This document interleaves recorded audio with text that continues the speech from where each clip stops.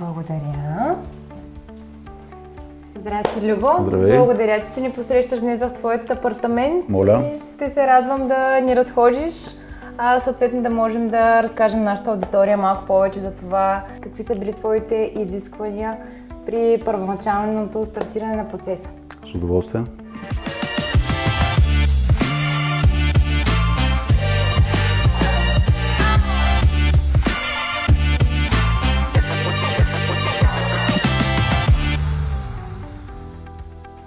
В момента се намираме в дневната. Ако трябва да съм честен, дневната изглежда точно така, както се я бях представил, естествено с много подобрения благодарение на вашите идеи, нали? Но цялостно пространството е много добре употребено от цялото и наистина съм изключително доволен как изглежда цялата дневна, кухнята, тази стена тук, телевизионната и всичко останало. Забелязвам, че тези профили по стената се вписват много добре в интериора. Да, тези профили, които са по принцип в целия апартамент, много държах да ги има навсякъде и наистина станаха много добре, много съм доволен. Всъщност едно от изискванията на Любо беше апартаментът да е максимално функционален и да има максимално много места за съхранение. Абсолютно да. Има доста шкафове, гардероби и това наистина е много хитро. Мечтата на всяка жена да има много гардероби. Прехвърляме се към твоята кухня. Да, кухнята, нали, аз не съм готвач, но все пак кухнята стана много добра наистина с този дървен таван, който направихте и който се прелива, нали, с тези шкафове. Тази ниша ми е много любима, в която се държат вината. Цялостно наистина кухнята с двата хладилника, вградени, наистина стана много добре. Много съм доволен от кухнята, камъка, всичко.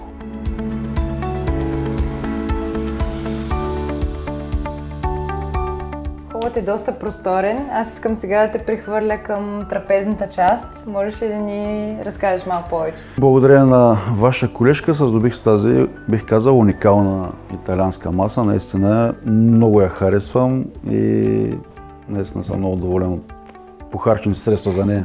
Забелязвам, че във всекидневната част има само едно висящо осветително тяло, Да. което е акцент. Абсолютно да. И между другото много ми харесва. Странно е, такова нестандартно, но наистина много добре се получи с него. Основните осветителни тела в твоята всекидневна са линеарни вградени тела. Да. Щом каза, че така се наричат, нямам представа, но да, доста са интересни. Това беше изцяло ваша идея. Много добре се получи с тях. Преди да преминем към другите помещения, ми се иска да обърнем внимание на тази врата. Да, тази врата, между другото, е доста интересна. Когато е затворена, се слива с горните шкафове на кухнята. Не се става много интересно, всичко е в черно стъкло. Иначе самата врата беше много сериозно предизвикателство и за монтиране, и за докарване цялостно. Вратата е единственото нещо, което не е влязло в големия асансьор на сградата. 12 етажа носиха хората. Опазиха, после доста трудно се монтираше, но наистина се получи много добре.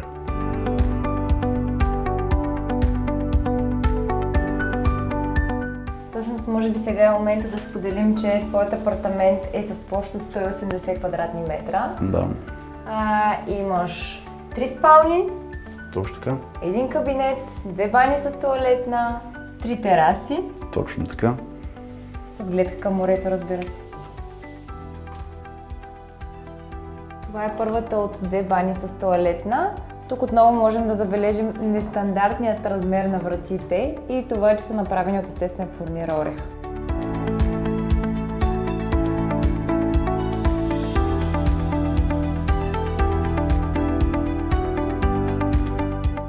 Едни от основните елементи при тази баня са самостоятелно стоящата мивка и фрезованият MDF.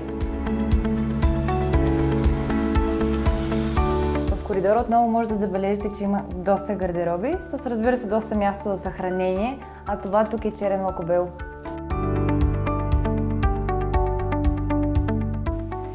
Нека да разгледаме и твоята втора спалня.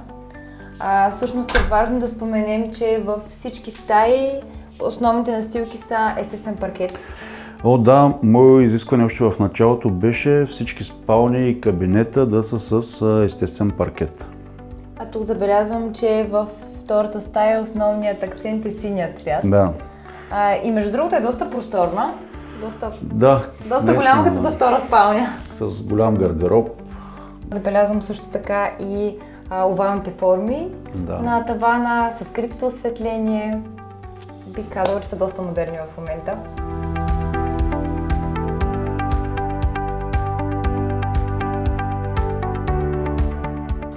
Любо, а тази врата на къде води?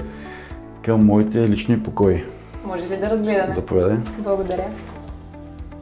Твоите покои се състоят от една така доста голяма гардеробна, спалня и баня с тоалетна. Точно. Да, моята баня наистина е, не знам как ще прозвучава, много хубава, много се я харесвам.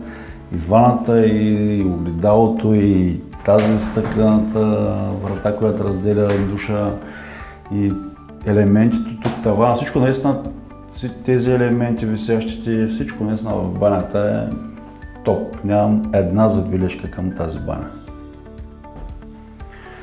Това ми е гардероба. Твоята гардеробна мисля, че е така мечта за почти всеки мъж и жена. Да, всеки си има отделно пространство за неговите дрехи. Целият от външната страна с черен лакобел, отпред с стъкла. Много добре се получи. Прекрасна гледка към морето. Да. Отново. Това е много важна част от всичко. По-сигурна съм, да, за всички, които обичаме морето. Всъщност това е твоят мастер бедрум с walk-in closet, който видяхме преди мъничко. Има така акцент зелено в тази стая. Да. Отново профилите по стените. Имаш доста различни видове осветления тук, в тази стая. Страшно много осветления в стаята, да е различни. Ползваш ли ги всичките наведнъж? Ами да, реално ги ползвам повечето, почти всички, наистина ги ползвам, да. Супер. Любопитно ми е, какво има тук? Това е третата спалня, която още не съм я реализирал, умуваме още, но за сега е празна, просто е направена с паркети, стени, тавани са подготвени и ще видим как ще изглежда. Аз малко се загубих в своя апартамент. Продължавай. Има ли още нещо, което трябва да видим тук? Има, това е кабинета ми, който лично се бях поръчал на вашата фирма. Още в началото бях дал задание, че много държа да имам кабинет. В началото направихме преустройство на твоят апартамент. Можеш ли да ни разкажеш накратко от какво се състоеше то? Ами, на няколко места направихме преустройство, но основно тук беше в кабинета, тъй като не се влизаше от тук. Това беше стена, която падна. Тук беше коридор, от който се влизаше, но цялостно преобразихме всичко, така направихме банята по-голяма и наистина се получи много добре, защото моята спалня и банята останаха изцяло изолирани и кабинета също се е отделно. Може да се каже, че е доста по-функционално. Точно така, много по-функционално се получи, да. Освен място, на което да работиш, имаш и един друг отделен кът. Да, така е. Това пак също беше изцяло ваша идея, много съм доволен.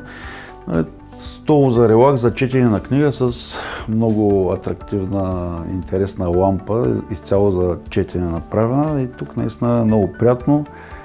Тук слагам една чаша вино, книга. Е много интересно. И след дългия работен ден успяваш да починеш. Да.